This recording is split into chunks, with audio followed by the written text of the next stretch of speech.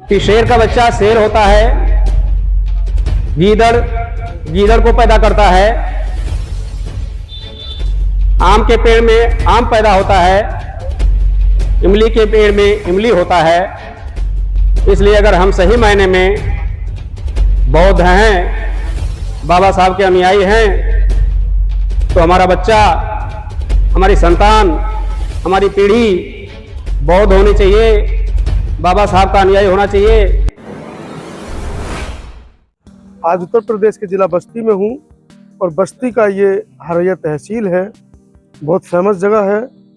और हरैया बुद्ध विहार के नाम से भी जहाँ पर मैं खड़ा हूँ ये जगह प्रसिद्ध है। और मेरे पीछे आप बड़ा सुंदर सा गेट हरैया बुद्ध विहार का जो ऐतिहासिक गेट है वो देख रहे हैं। कितने बड़े वृक्षों के नीचे ये इतना बड़ा गेट, और मेरे पीछे है हरैया बुद्ध विहार जहाँ पर मैं आया हूँ। कल मैंने सारनाथ से आपको शूटिंग पूरी दिखाई थी।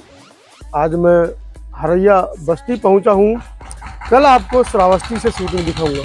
पूरा एक हफ्ते का मेरा टूर है घर से बाहर का।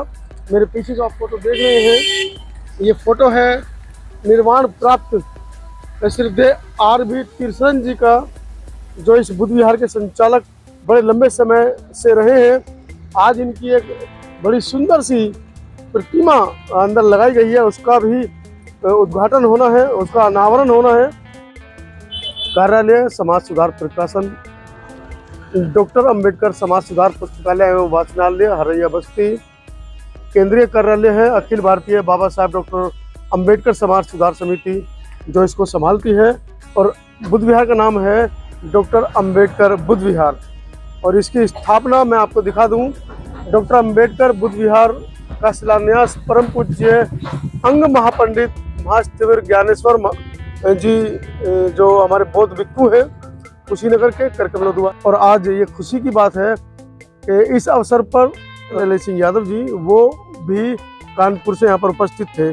और मैं आपको बुद्ध विहार दिखा रहा हूँ, जहाँ पर आज जो इस बुद्ध विहार के उद्घाटक थे पूज्य भिक्षु ज्ञानेश्वर जी, वो भी मंच पर है, उनसे भी मिलवाऊंगा। लेकिन उससे पहले मैं चाह रहा हूँ कि एक बार बुद्ध विहार के बाहर का मैं आपको नज़ारा दिखा दूं।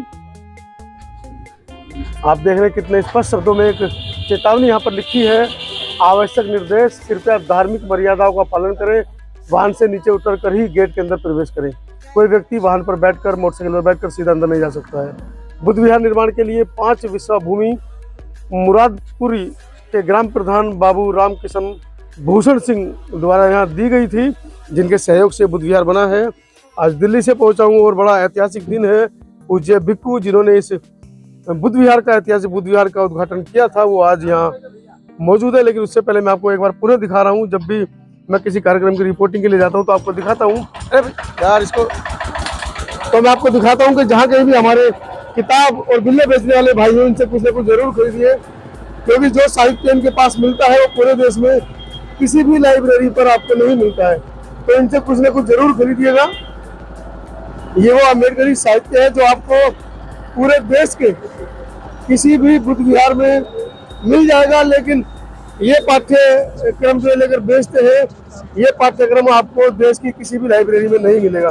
तो जहाँ कहीं भी आप सामाजिक कार्यक्रम में जाएं, किताब और बिल्ले बेचने वाले भाई हमारे मिले, उनसे कुछ न कुछ जरूर खरीदिएगा। चलते हैं बुद्ध विहार के अंदर और आपको बुद्ध विहार दिखाता हूँ। कितना सुंदर बुद्ध विहार है। ये वो प्रतिमा है जिसका अनावरण आज होना है, वो बनाई है इसकी और समिति बातें करेंगे। Retired sub inspector Uttar Pradesh police CP Bharti, हमारे पूर्व संचालक श्रद्धेय रत्नाकर बंधु त्रिशरण जी के मूर्ति का अनावरण की आज तारीख है। ये इस उपलक्ष्य में, संविधान दिवस के उपलक्ष्य में, संविधान दिवस के भी उपलक्ष्य में, और 28 नवंबर 1948 को हमारे पूर्व संचालक जी का जन्मदिन है। जी। उसी उपलक्ष्य में आज ये बृहद कार्यक्रम, उनकी मूर्ति का अनावरण, उनके देह निक्षेप के बाद ये कार्यक्रम रखा गया है। उसका आयोजन है, जिसके हमारे चीफ गेस्ट भदंत ज्ञानेश्वर कुशीनगर से पधार चुके हैं। कार्रवाई का संचालन प्रारंभ होने जा रहा है। आज पूरे दिन की रिपोर्टिंग मैं आपको दिखाऊंगा। लोगों का आना जाना शुरू हो गया है। क्या नाम है, कहाँ से आए हैं? हम हरिया से आए हैं। मेरा नाम विपश्यना बौद्ध है। तो किस तरह का कार्यक्रम है आज का यहाँ पर? आज है जो हमारे बड़े पापा थे, उन्हीं की मूर्ति का अनावरण है। और हमारे जो बड़ी भैया हैं उनके दुकान का वो उद्घाटन है। बुद्ध विहार के बारे में बताइए। जो आपके बाबा जी हैं, जो परिनिर्वाण प्राप्त बाबा जी हैं, जिनकी मूर्ति का आज अनावरण होना हो, किस तरह से वो इस बुद्ध विहार को बना पाए? उन्होंने बुद्ध विहार के लिए बहुत ही अच्छा काम किया है, क्योंकि शुरू से हमारे यहाँ जो बहुत पिछड़ा इलाका था, किसी को पता नहीं था भगवान बुद्ध के बारे में, बाबा साहब के बारे में। उन्होंने बहुत अच्छे से, मतलब छोटे कौम के लोगों को बहुत आगे बढ़ाया, बहुत अच्छे से काम किया है। मतलब बुद्ध और अम्बेडकर मिशन को यहाँ फैलाया उन्होंने? हाँ, उन्होंने ही पूरा चलाया मिशन। चलिए, कुछ और लोग आज उन्हीं की बदौलत है। जी जी। तो ये हरैया की धरती पर मैं दिल्ली से पहुंचा हूँ आज। परिचय लेंगे, क्या नाम है आपका? परिचय दीजिए अपना। मैं मतलब मेरा नाम शिखा है। मेरे आज बड़े पापा का मतलब मूर्ति की स्थापना है। अच्छा। मतलब हम लोग सब घर के ही हैं। अच्छा, तो बाबा जी ने कितनी मेहनत की इस क्षेत्र के अंदर बुद्ध को और बाबा साहब को विस्तृत करने में?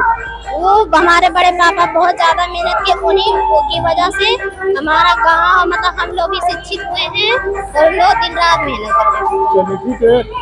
तो आज का ये पूरा कार्यक्रम मैं आपको दिखाऊंगा। हरैया बुद्ध विहार के नाम से ये जगह फेमस है।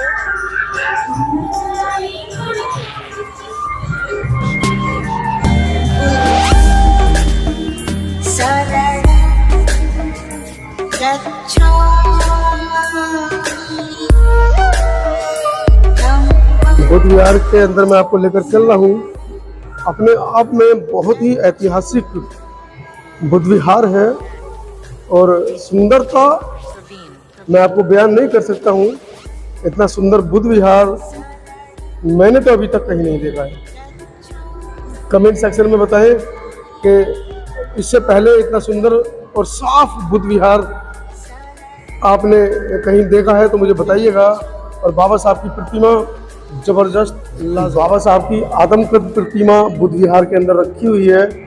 और तथागत बुद्ध का जो स्टेचू है उसके बारे में भी मैं आपको बताऊं कि हाल में स्थापित यह भगवान बुद्ध की सुनहली मूर्ति महा उपासक डॉक्टर बांगकोट सत्थीपाल, अध्यक्ष एवं संस्थापक Maha Mangkolchai Dhamma devoted land for world peacefulness foundation Shravasti के द्वारा ये यहाँ पर लगाई गई है। और बाबा साहब की प्रतिमा के बारे में मैं थोड़ा सा आपको बता दूं। बड़ी सुंदर प्रतिमा बाबा साहब की है। बोधिसत्व बाबा साहब भीमराव अम्बेडकर जी की मूर्ति भारत के राष्ट्रपति द्वारा पद्म श्री से विभूषित विश्व विख्यात मूर्तिकार श्री जे.एम. नेल्सन भिलाई छत्तीसगढ़ द्वारा देश के राष्ट्रपति से वो इतनी सुंदर प्रतिमा बनाते हैं कि उनको राष्ट्रपति सम्मान उनको मिला है। और ये प्रतिमा भगवान बुद्ध की यह प्रतिमा श्रीमती दोल्हा ज्ञानेश्वर जी माथे कुशीनगर जी के सहयोग से प्राप्त हुई है। में तथागत बुद्ध की बाबा साहब की कोटेशंस लिखी गई हैं, जिससे जो लोग यहाँ पर आए उनका ध्यान रहे कि वो बुद्ध विहार के अंदर क्यों आते हैं, क्या वो संदेश है बहुजन महापुरुषों के, तथागत बुद्ध के, बाबा साहब अम्बेडकर के, जिनको वो धारण कर सके। और इधर चारों तरफ एक पट्टिका लगी है जिसमें जो दानदाता हैं, जिन्होंने दान दिया है बुद्ध विहार की इस समिति को या इस बुद्ध विहार को बनाने में जो सहयोग जिन लोगों ने किया है, ये उनके नाम हैं, जो अगर आप एक तरफ से पढ़ने शुरू करेंगे तो पढ़ते चले जाएंगे, लेकिन ये नाम खत्म नहीं होते। कितनी भारी तादाद में लोगों ने इस बुद्ध विहार में आर्थिक सहयोग किया है और इस बुद्ध विहार को वाकई में बुद्ध विहार बनाने के लिए जो अपना आर्थिक सहयोग, अपनी कमाई का आर्थिक सहयोग किया है, उसको मैं बयान नहीं कर सकता हूँ। पूरे बुद्ध विहार के अंदर जो पत्थर है वो एक ग्रेड का, मतलब एक क्वालिटी का पत्थर लगा है फर्श पर पूरे पर। और वाकई बड़ा शानदार बुद्ध विहार, मेरा दिल खुश हो गया। दिल्ली से लगभग 1500 किलोमीटर दूर आकर मुझे लग रहा है कि हाँ मैं कहीं पहुँचा हूँ। आप छत देखिए बुद्ध विहार की, और बाहर से भी मैं कोशिश करूँगा आप लोगों को बुद्ध विहार दिखाने की।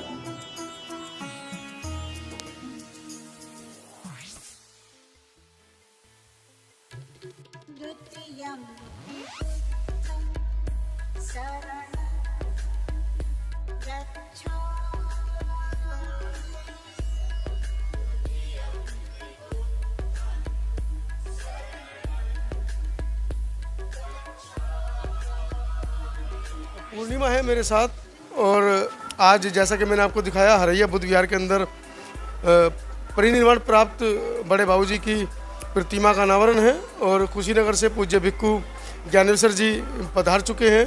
मेरे साथ उनकी पोत्री हैं पूर्णिमा, इनसे भी जानेंगे अपने दादाजी के बारे में, उनके कार्यकलापों के बारे में, वो क्या जानती हैं, उनको कितना मालूम है, किस तरह से इनके दादाजी गांव-गांव में, शहर-शहर में, खासकर उत्तर प्रदेश के बस्ती क्षेत्र के अंदर बड़े फेमस हैं, बहुत प्रसिद्ध हैं। घर-घर में लोग उनको, जो बुद्ध को मानने वाले लोग हैं, वो उनको जानते हैं बहुत अच्छी तरह से, किस तरह से उन्होंने घर-घर जाकर बुद्ध और अम्बेडकर के मिशन को घर-घर तक पहुँचाया। स्वागत है पूर्णिमा आपका। Thank you. पूर्णिमा, क्या जानते हैं दादाजी के बारे में? मेरे दादाजी तो वैसे सामाजिक कार्य करते हैं, लेकिन जब से मैंने देखा है उनकी हेल्थ कुछ ज़्यादा अच्छी नहीं थी, लेकिन तब भी जब मीटिंग होती थी तो वो सुबह जल्दी उठ जाते थे, और 10-11 जैसे इसके संचालक थे तो 10-11 बजे ही वो यहाँ पर पहुँच जाते थे, यहाँ की सारी व्यवस्था देखते थे, और सारा काम ख़त्म करने के बाद वो सबसे रात में ही घर पहुँचते थे, जैसे 8-9 बज जाते थे घर तो पर। इस उम्र में भी मतलब वो काम लगातार कर रहे थे। हाँ, आज ये इस दुकान को भी एक बार मैं दिखा दूं।